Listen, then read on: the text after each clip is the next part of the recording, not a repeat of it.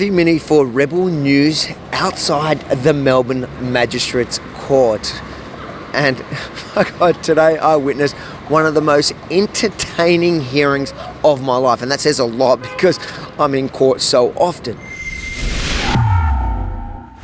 Sol Milan, one of the original protest organisers in Melbourne throughout the lockdowns. He was charged with 9 counts of inciting people to protest in a democracy. Well, first of all, the incitement charges can't be proved. I mean, you have to have the evidence of incitement before you arrest someone, and they didn't have it. So that applies to all of the people who've been arrested for incitement. Sol was willing and wanting to take his case all the way, to fight it. But hours before his hearing, the police prosecution served his defence team a letter saying they intend to withdraw the 9 incitement charges. But Sol wasn't having any of it. I was just in court witnessing a defendant arguing that police cannot withdraw the charges. That's right, he was fighting, and the judge couldn't believe it either. The judge at first not wanting to let Sol have his way, but at the end saw reason, and there was a method to the madness. The magistrate has adjourned the matter till the 27th of July, which by then it would seem they're going to continue to withdraw their matter, or at least the attempt to withdraw the nine incitement charges. Have you spoken to your lawyers since the hearing, and what are they saying? What are you expecting to do by the next hearing? Our focus is certainly for damages. I mean, you can't, get an old fellow like me and lock him up for 2 years, give him bail where he's not even allowed into the CBD of Melbourne, and get away with it, for nothing. So there are all those matters that have to be discussed. The reason given by the state as to why they wanted to withdraw these charges was because he's just some poor old man. I'm not really sure what's changed since they arrested him several times throughout the lockdowns and charged him. The arrest was obviously unlawful. They've said so. They've dropped the charges. So how can they hold the other charges? There's no logic to it. But they say that it's not unlawful. What their excuse is, you're just a poor old man, so they don't want to bother you.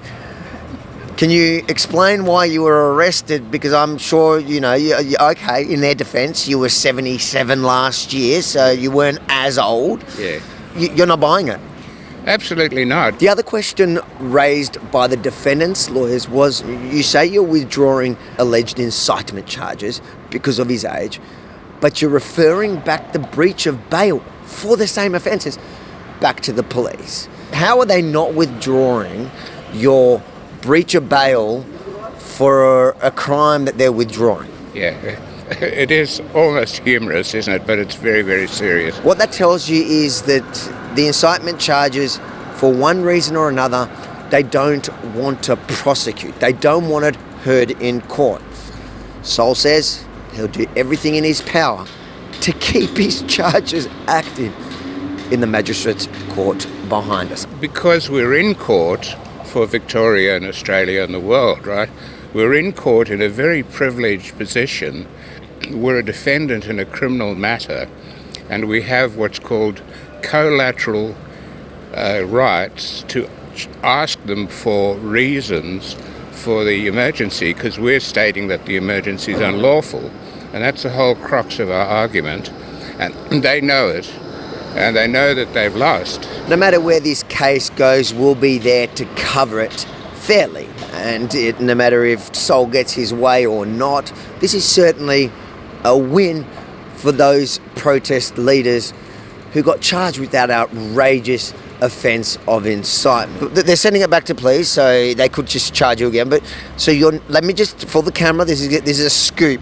You're not pleading guilty to breaching bail for a crime that they've withdrawn. Yeah, of course. You're not, or you are? Well, no, I'm not. Why not? I'm not pleading guilty because the crime wouldn't be there because it's unlawful in arrest. But their logic is that you may not have committed the first offence, but once they managed to stick that bail on you, they created an offence that you then, you clearly breached it. Absolute total rubbish. Okay. You're a rebel. Yeah.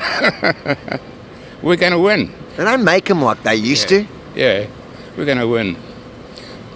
Well, I've got to say, I just really hope that every hearing moving forward is just as entertaining as the last. Yeah. Guys, this is unbelievable. This story gets better and better.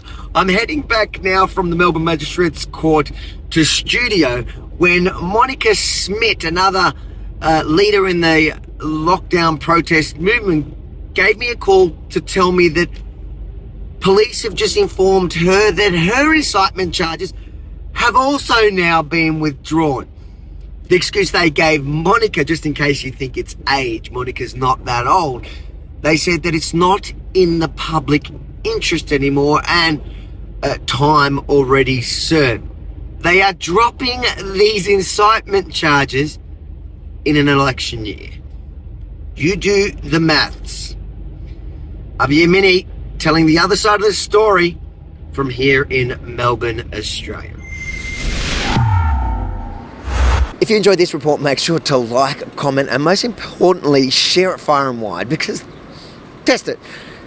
Google Sol's name on the internet and what you'll see is dozens of articles mocking the protest leader for his actions throughout the lockdowns. But what you won't see moving forward is the mainstream media reporting fairly on his wins, on what happened here today, and the fact that he's actually trying, because of what he believes in, to keep the case alive. And then head over to followavi.com, subscribe to our mailing list, and join me across the socials to ensure that even if they remove us from the platform you're watching this story on right now, you can still receive the other side of the story from here in Melbourne. Followavi.com. Don't miss a thing.